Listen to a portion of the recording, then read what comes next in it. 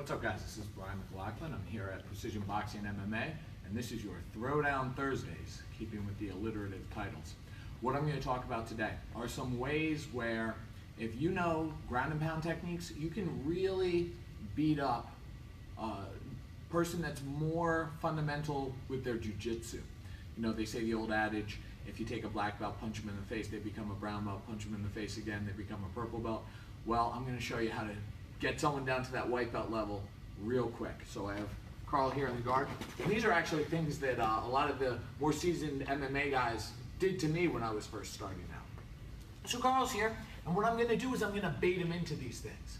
I'm going to leave my hand here. Now, what he's going to end up doing are one of two things. He's either going to probably be attacking for a Kimura. Go ahead. Very good. Or he's going to be attacking for a sit-over sweep. Go ahead. Yes, excellent. In either of those two cases, I'm going to take advantage of coming behind the back. So when I take this, I don't want to reach it super far out. I want to keep it fairly close to his hip. So now when he goes for his Kimura, as he sits up, this arm's ready to come here. I now wrist roll, and I'm going to insert my head, fold his arm down.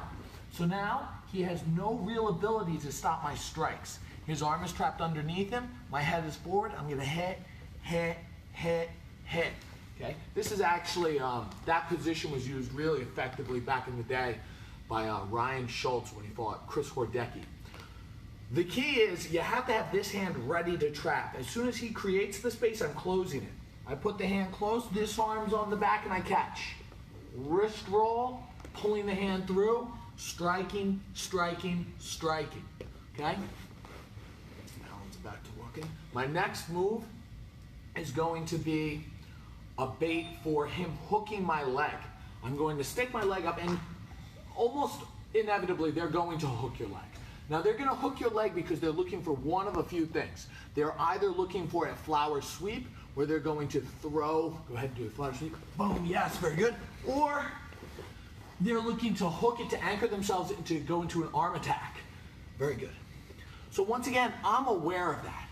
So what I'm going to do, first to make that more difficult, I'm going to lock this hip down, and I lift my leg. And as soon as the arm comes in, before it gets elbow deep, once it's wrist deep, I'm going to trap and sit.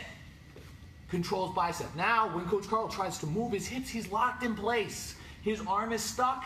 I'm putting all of my weight down. He has no defense. I'm going to hit, hit, hit.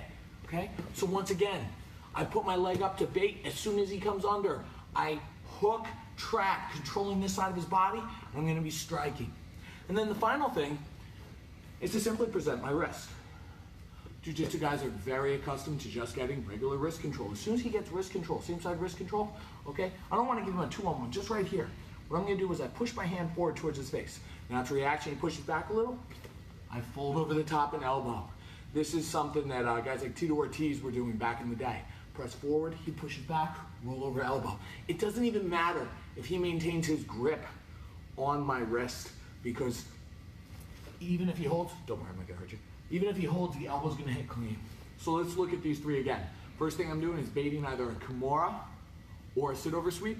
Behind the back trap, come right up behind the back, pull the hand in, collapse forward, circle my head, strike, strike, strike. Second one, I'm basing my foot up. As soon as he comes underneath, trapping, collapsing, strike, strike, strike. And then finally, I'm giving him wrist control. Push forward. As soon as he pushes back, I fall, fold hand to chest, elbow over the top. Okay? Joe Lozon showed this in one of his DVDs. He says he tries to put the webbing of his hand right into his chest to give him that good sharp elbow. 1, 2. Right? So that was your Throwdown Thursdays on how to beat up a jiu-jitsu guy.